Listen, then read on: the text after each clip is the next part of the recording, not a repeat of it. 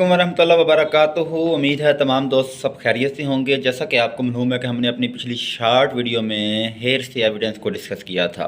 तो बुनियादी टॉपिक पे आते हैं, बेसिक टॉपिक पे आते हैं कि हेयर से एविडेंस असल में होती क्या है, इसको किस तरीके से क्वेश्चन को पूछा जा सकता है। Hearing evidence is no evidence in the eye of law. Please इस पर कमेंट करें। फॉर एग्ज़ाम्पल इस तरह से आ सकता है, hearing evidence is not admissible in evidence, यानी कि ये एक एविडेंस नहीं होती, इसको तस्लीम नहीं किया जा सकता। इसके ऊपर कमेंट करें। Is there any exception or this rule, क्या इस रूल के मुताबिक इसके ऊपर कोई किसी किस्म की कोई एक्सेप्शन भी है, किन कंडीशन में यानी कि ये इसको हेयर से एविडेंस को तस्लीम किया जा सकता है। अगला इस तरीके से पूछा जा सकता है, what is mean by hearsay evidence, what are the reason for the admitting the same, what are its exception, यानी कि कौन से हालात होते हैं कि इसे तस्लीम भी किया जा सकता है और कौन से हालात होते हैं कि इसे तस्लीम करने से इनकार किया जा सकता है, यानी कि इसके ऊपर एक्सेप्शन क्या है। यानी कि तमाम जो हेयर से एविडेंस है असल में ये है क्या। तो इसके इंट्रोडक्शन पे ओपनिंग स्टेटमेंट पे आते हैं।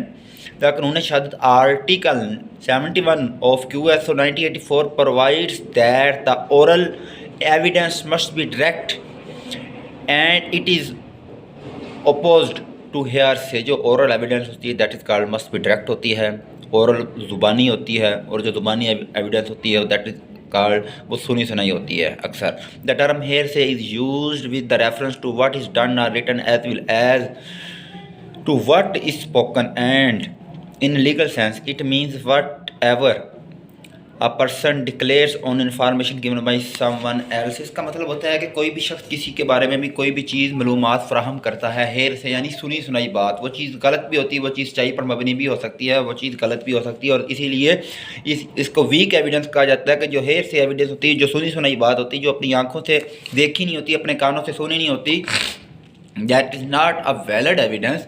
उसकी बात में वो पायदारी, मजबूती, वो वज़न नहीं होता हेयर से एविडेंस को, इसलिए इसकी कोई ख़ास अहमियत नहीं होती।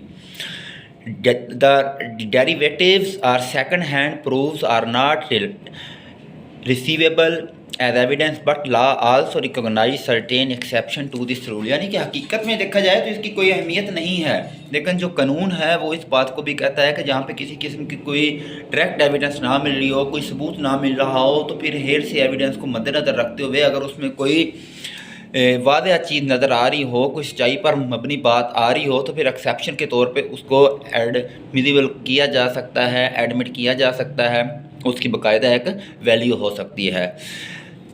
अगली जो इसकी सेकंड मेड है हेडिंग होगी वो होगी रेलिवेंट प्रोविजंस। तो आर्टिकल 71 ऑफ QSO 1984 इसको डील करेगा जनाब। थर्ड हेडिंग है meaning of hearsay. Hearsay के जो मीनिंग है according to the Taylor TAYLOR, writer है था, बहुत बड़ा कानूनदान था।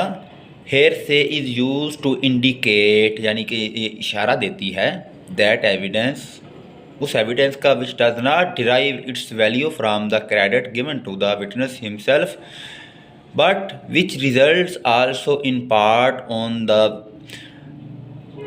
वरेसिटी and competence of some other persons. यानी कि ये डायरेक्ट तो कोई फ़ायदा विटनेस को नहीं देती, इसका कोई फ़ायदा नहीं होता, लेकिन इसकी जो कम्पिटेंसी होती है वो किसी और शख्स से बेहतर होती है, कि ना होने से बराबर है। कि अगर कोई शख्स हेयर से आके हेयर से एविडेंस दे देता है तो उसकी कुछ ना कुछ तो वैल्यू बनती है ना। आगे इसका जब पढ़ेंगे rule as to oral evidence, यानी जो ज़ुबानी एविडेंस होती है अंडर आर्टिकल 71 हेयर से के मुताबिक उसका जनरल रूल क्या है। Under article 71 of the QSO the oral evidence must be direct, that is fact to be depends to whether it is fact to be disposed to whether it is a fact is used or relevant fact must be disposed by a person। Class ये कहती है who has seen, जिसने देखा हो, if it is one which could be seen, यानी जिसने अपनी आंखों से कोई चीज़ होती हुई देखी हो, that is valid evidence, तो वही बनती है ना। फिर क्लास बी कहती है who has heard, जिसने सुना हो, who perceived it by any other sense if it is one which could be received by any other sense, या उसके पास किसी जगह से कोई इन्फॉर्मेशन आई हो, who holds an opinion if it is an opinion, या वो उसके मतलब अपनी कोई राय रखता हो, ये इसका रूल है। आगे इसकी हेडिंग नंबर 5 है, article 71 in acts general rule that hearsay evidence is not evidence, यानी कि आर्टिकल 71 असल में इसका जो जनरल रूल है वो यही कहता है कि ये एक प्रॉपर एविडेंस नहीं है, इसके ऊपर एक अथॉरिटी है।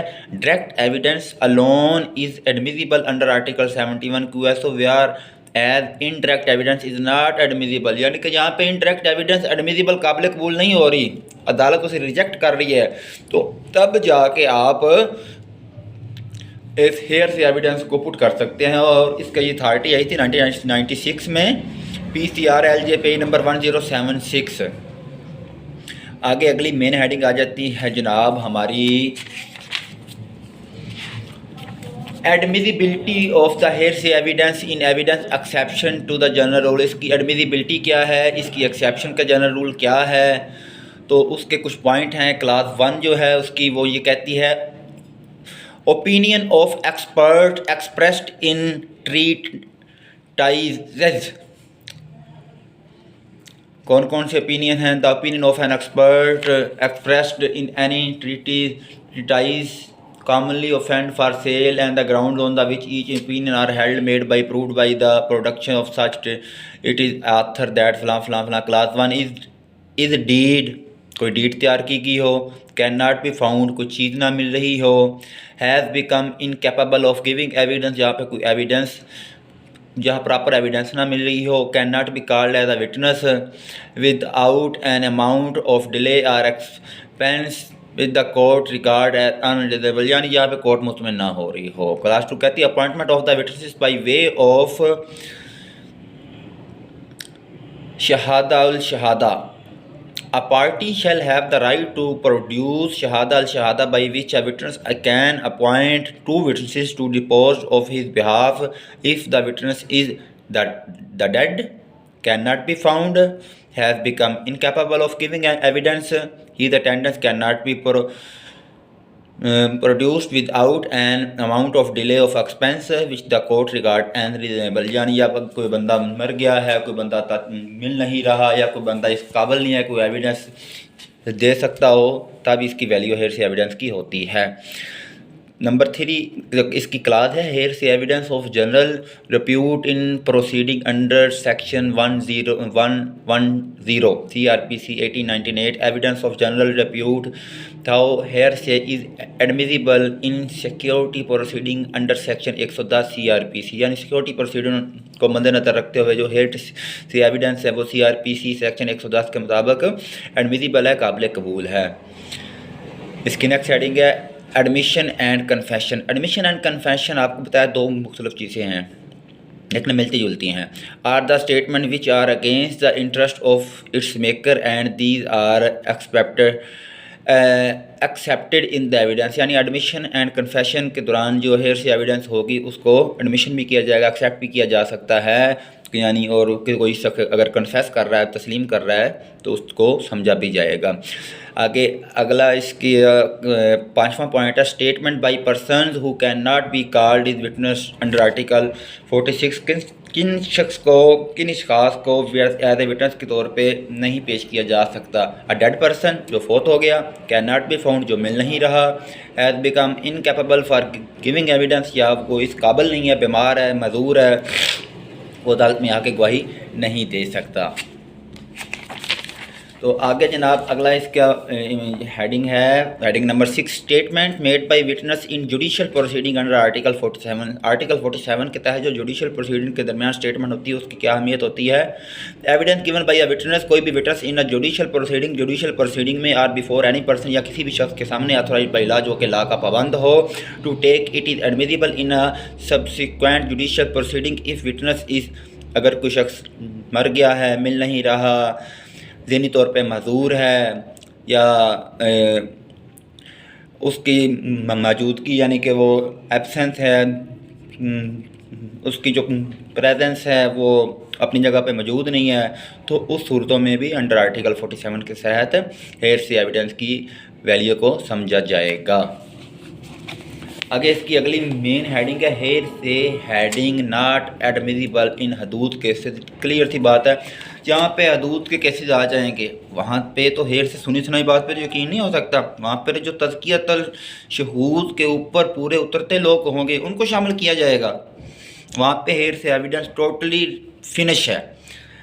आखिरी आ जाएगा फाइनल स्टेटमेंट, जैसा कि आपको पहले भी बताया, the pith and marrow of all the previous discussion there is no out untruth shows that. आगे हेयर से एविडेंस के मतलब आर्टिकल 71 से स्टार्ट करना है और उसके बाद हेयर से एविडेंस के मतलब जितना आपने पढ़ा है, जितना आपको मुनासिब लगे, ठीक लगे, उसका आपने बयान कर देना है, डिस्कस कर देना है। लेकिन जी हमारा हेयर से एविडेंस आर्टिकल 71 बड़ा इंपॉर्टेंट टॉपिक था, ये आज कंप्लीट हो गया है। इंशाल्लाह अगला लेक्चर भी जल्द लेके आएंगे और आपको बताएंगे कि अगला लेक्चर कौन सा है। तब तक के लिए जोया लॉ एसोसिएशन की तरफ से राना हमदम जी जोया एडवोकेट हाई कोर्ट को इजाज़त दीजिएगा। दुआ में याद रखिएगा। अल्लाह हाफिज़। पाकिस्तान जिंदाबाद।